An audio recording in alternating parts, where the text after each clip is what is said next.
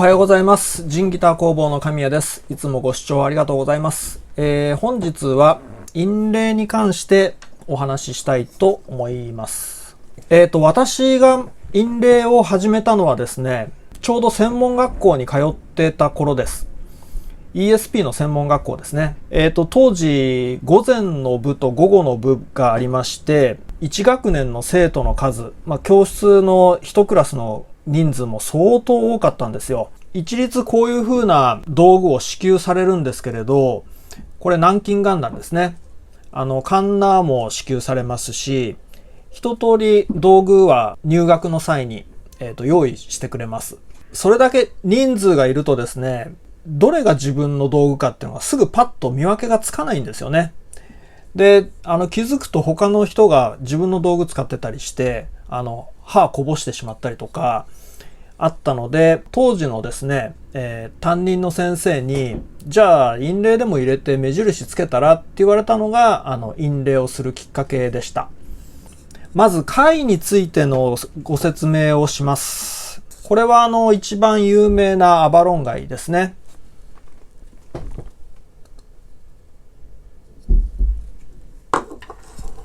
で、アバロン貝にもいろいろ柄によって言われ方がありまして、青っぽい部分ですとか、このように中央の部分、霜降り肉みたいな、すごくこう目が細かい部分があるんですよね。で、こういう部分のことを、パウアっていうふうに呼んだりもします。呼ばれ方がいろいろありまして、アバロン貝のパウアっていうふうに書いてあったとしても、全然違う柄のことをパウアっていう風に呼んだりしている業者もあります。で、貝には、いわゆる無垢貝。こういう無垢素材ですね。こういうようなラミネート貝。2種類あります。無垢貝というのは、木材でいうところの単板みたいなもんですよね。ラミネート材というのは、木材でいうところの合板と一緒です。だいたい 0.12 ミリぐらいの薄いスライスした貝を機械でこう圧着して 1.5 ミリぐらいの厚みにしてこの大きさにしてます。双方メリットデメリットあるんですが、まずラミネート貝に関してはかなり大きな面積が取れるっていうところ。それから柄が均一に出てますので、どの部分をこう切り取っても均一な柄が出るっていうことです。デメリットといえば、よーく見ると合板と一緒のようにつなぎ目があるんですよ。私なんかもう見れば一発でラミネート貝か無垢貝かっていうのは見分けはつきます。で、一方無垢貝はですね、こういう貝のこの部分から、平面を取るので、せいぜいこのぐらいの大きさしか取れないんですよね。昔は結構大きなサイズも取れたんですが、年々良質な貝も取れなくなってきていて、値段もかなり上がってます。感覚的には2倍とか3倍まではいかないですね。2倍ぐらいの価格に跳ね上がってると思います。昔に比べると。いわゆるマザーオブパールって呼ばれてるものはこれなんですけれど、レスポールカスタムのヘッドの部分ですとか、ポジションマークに使われるやつですね。で、マザーオブパールの中にはこういうふうに白っぽいものが基本としてありまして、ゴールドマザーオブパールとブラックマザーオブパールですね。で、他にもブロンズっぽいやつとか、いろいろあるんですけれど、ちょっとね、興味がある方は、いろいろ調べてみてください。で、次に、彫りに使う道具は、これですね。ステュマックで手に入ります。フォーダムっていうんですかね。こんなようなものが、ステュマックで手に入りますので、で、今日はですね、PRS のヘッドのイーグルインレイを、今これ象牙でできてるのか単なる樹脂なのかわかんないんですけれど、この部分を、アバロン貝に変えてほしいっていうご依頼がありましたので、これをご説明していきたいと思います。で、まずは弦を取り外します。で、次に、ペグを外します。この辺はもう当たり前の作業ですね。で、ブッシュも外します。ブッシュは、これ気をつけないと、ヘッドの突き板とか、この PRS はヘッドは無塗装なので、塗装にダメージを与える危険性はないんですけれど、一般的な塗装されてるヘッドの場合は、こういうブッシュを取り外す際に、あんまりこう無理をしてしまうと、塗装がですね、こうバキってこう剥がれたりとか、もしくは木の部分までめくれ上がっちゃうことがあるんですね。なので、ここはかなり注意が必要です。PRS の場合は結構その辺考慮されてて、配慮されてて、割と取り外しやすいです。で、これが丸裸になった状態ですね。PRS のこういったインレイはですね、割とよくご依頼があるので、こういうふうにもう私の場合は用意してます。で、まあ、オリジナルと同じサイズかどうか今チェックしているところですね。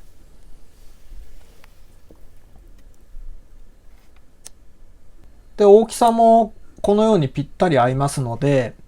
このデザインを使って、やっていきます。トレーシングペーパーに書いてあるこのデザインをですね、何枚かコピー機で複写します。3、4枚ぐらいですかね。で、次にそのコピー用紙をですね、各ピースごとにカットしていきます。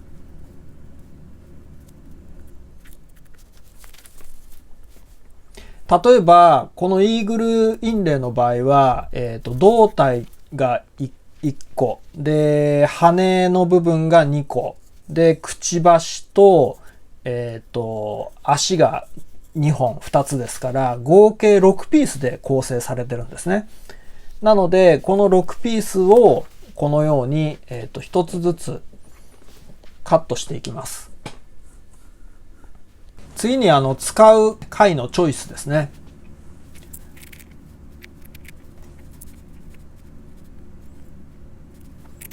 で、ストックのあるこう貝から、ムク貝の面白さは使う場所、デザインによって、そのピースごとに貝の柄って一枚一枚こう違うんですよ。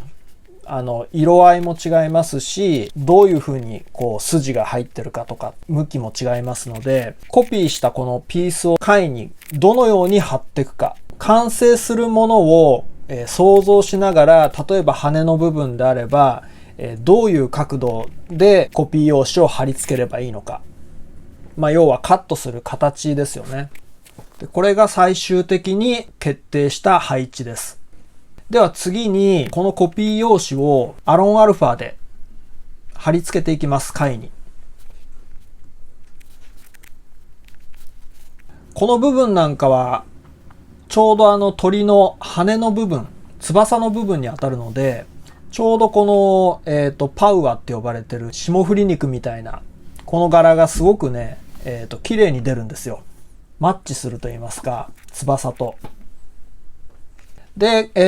接着剤、アロンアルファが完全に乾いたら、次にカットに移ります。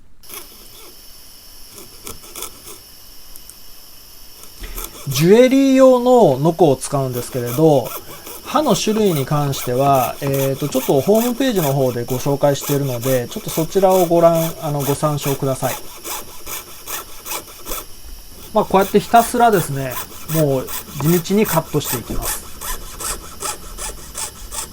で、この作業ちょっとノンストップでワンピースカットするまで映してますので、興味のある方はこのままね、ちょっと見てください。